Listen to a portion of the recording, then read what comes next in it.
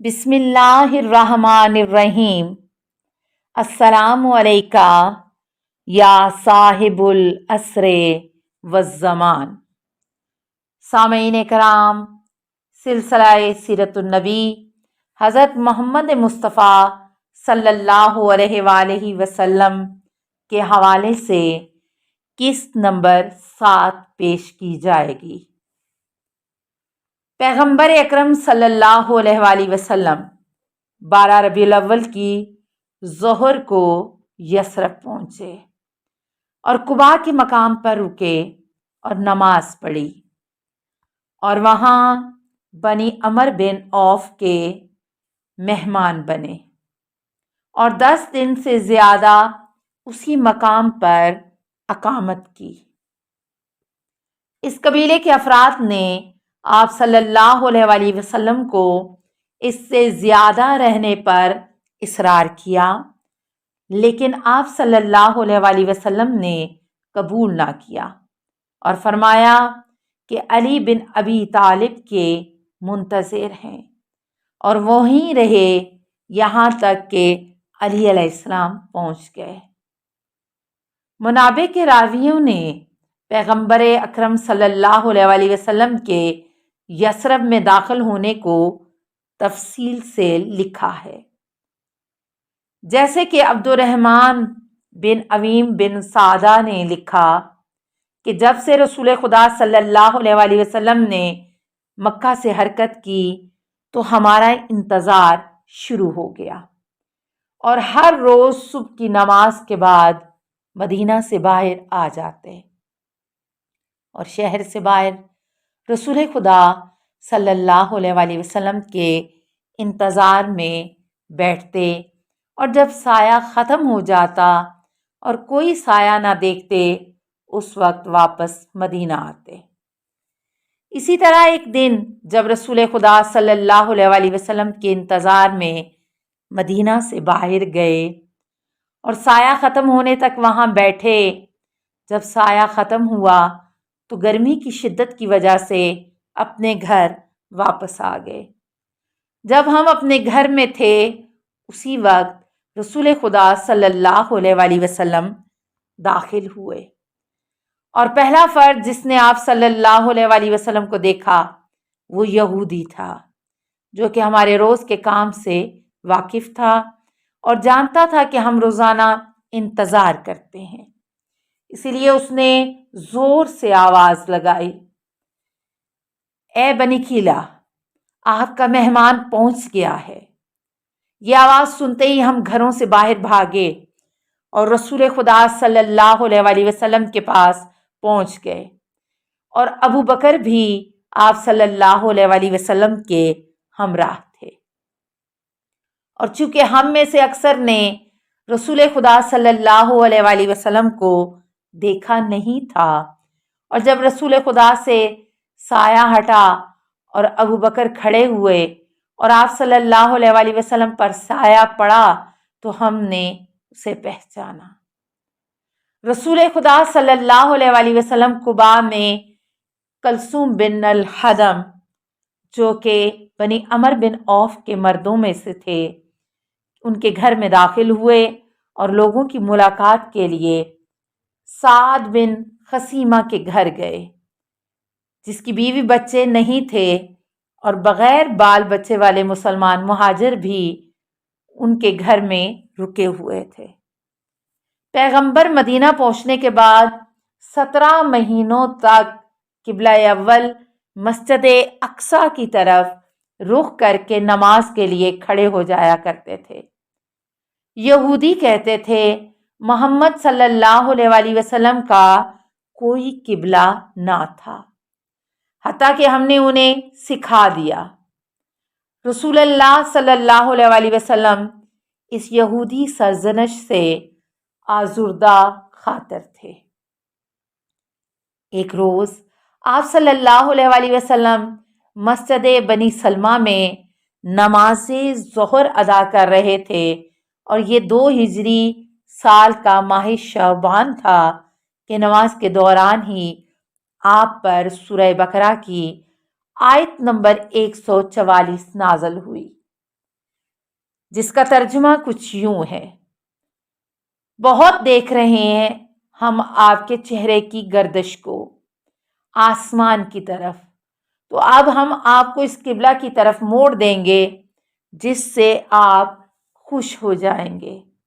بس اب مسجد حرام کی طرف اپنا رخ موڑ دیجئے اور تم لوگ جہاں کہیں ہو اپنے منہ اسی طرف کیا کرو، اور وہ جنہیں کتاب دی گئی ہے یقیناً بخوبی جانتے ہیں کہ یہ ان کے پروردگار کی طرف سے حقیقی فیصلہ ہے، اور اللہ اس سے جو وہ کرتے ہیں بے خبر نہیں ہے۔ پیغمبر صلی اللہ علیہ وآلہ وسلم نے اسی حال میں اپنا رخ بیت المقدس کی طرف سے کعبہ کی طرف موڑ لیا۔ یہ مسجد تاریخ اسلام میں مسجد قبلتین کے نام سے مشہور ہوئی ہے۔ مسجد اقصیٰ سے مکہ کی طرف قبلہ کی تبدیلی یہود اور منافقین پر گراں گزری۔ اس بات کا ثبوت یہ ہے کہ وہ مسلمانوں پر تنقید کرنے لگے کہ اب تک تو تم مسجد اقصیٰ کی طرف رخ کرتے رہے ہو، اب کیوں تمہارا قبلہ تبدیل ہوا؟ چنانچہ یہ آیت ملامت کرنے والوں کے جواب میں نازل ہوئی، جس کا ترجمہ ہے: بہت جلد بے وقوف لوگ یہ کہیں گے کہ کس چیز نے ان لوگوں کو پھیر دیا ان کے اس قبلہ سے جس پر وہ تھے۔ کہہ دیجئے کہ اللہ ہی کا ہے مشرق بھی اور مغرب بھی، جسے وہ چاہتا ہے سیدھے راستے پر لگا دیتا ہے۔ سورہ بقرہ آیت نمبر 142 تا 144، جنہیں آیت قبلہ بھی کہا جاتا ہے۔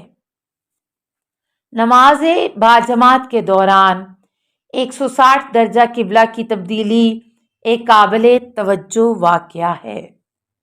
قبلہ کے ماضی میں جائیں تو بعض روایات کی بنا پر کعبہ زمانہ حضرت آدم علیہ السلام سے قبلہ تھا۔ حضرت ابراہیم علیہ السلام نے کعبہ کو از سر نو تعمیر کیا، اور حضرت موسیٰ علیہ السلام نے مسجد اقصیٰ کو شرک اور انحراف سے نجات کے لیے حکم خداوندی سے بیت المقدس کو قبلہ قرار دیا۔ بعض نے کہا پیغمبر صلی اللہ علیہ وآلہ وسلم ہجرت سے پہلے امکانی حد تک دونوں قبلوں کی طرف منہ کر کے نماز پڑھتے تھے، اس طرح سے کہ مکہ کی جغرافیائی موقعیت کی وجہ سے اس طرح سے کھڑے ہوتے کہ کعبہ ان کے اور بیت المقدس کے درمیان ہوتا، اور جمعہ کے ممکن نہ ہونے کی صورت میں مسجد اقصیٰ کی طرف منہ کر کے نماز پڑھتے تھے۔ مکے میں سکون نہ لینے والوں نے مدینہ میں سکون نہ لینے کا ارادہ نہ بدلا، اور مدینہ میں قریش کے جاسوس رسول اکرم صلی اللہ علیہ وآلہ وسلم کے فیصلوں سے آگاہی کرنے میں کافی کامیاب ہو رہے تھے۔ جس روز سے رسول اللہ صلی اللہ علیہ وآلہ وسلم نے عقبہ کا دوسرا معاہدہ مدینہ والوں کے ساتھ منعقد فرمایا، اس روز سے یہ پیشن گوئی کی جا سکتی تھی کہ قریش کے ساتھ جنگ حتمی طور پر وقوع پذیر ہوگی۔ سب سے پہلا غزوہ ماہ صفر سن 2 ہجری کو انجام پایا، جسے غزوہ الابوا یا ودان کہا جاتا ہے۔ اس لشکر کشی کے دوران کوئی جھڑپ نہیں ہوئی۔ اس کے بعد غزوہ بوات ربیع الاول کے مہینے میں تھا، اور اس میں بھی کوئی جھڑپ نہیں ہوئی۔ جمادی الاول میں خبر ملی کہ قریش کا قافلہ ابو سفیان کی سرکردگی میں مکہ سے شام کی طرف روانہ ہو رہا ہے۔ پیغمبر نے ذات العشیرہ تک اس قافلے کا تعاقب کیا، لیکن قافلہ پہلے ہی اس مقام سے گزر چکا تھا۔ یہ غزوات اس لیے بے نتیجہ رہ جاتے تھے کہ مدینہ میں قریش کے جاسوس رسول اللہ صلی اللہ علیہ وآلہ وسلم کے فیصلوں سے آگاہ ہو جاتے تھے اور مسلمانوں کے فوجی دستوں کے روانہ ہونے سے قبل ہی قریشی قافلوں تک پہنچ جاتے تھے اور انہیں خطرے سے آگاہ کر دیتے تھے۔ چنانچہ ان کے قافلے یا تو راستہ بدل دیتے تھے یا پھر تیز رفتاری کے ساتھ مسلمانوں کی پہنچ سے نکل جاتے تھے۔ اسلام کی جنگوں کا ذکر اگلی اقساط میں کیا جائے گا جو حقیقت میں نبی علیہ السلام سے جنگیں تھیں۔ السلام علیکہ یا نبی اللہ، السلام علیکہ یا رسول اللہ، السلام علیکہ یا حبیب اللہ، السلام علیکم ورحمۃ اللہ وبرکاتہ۔ اللہم صلی علی محمد و آل محمد۔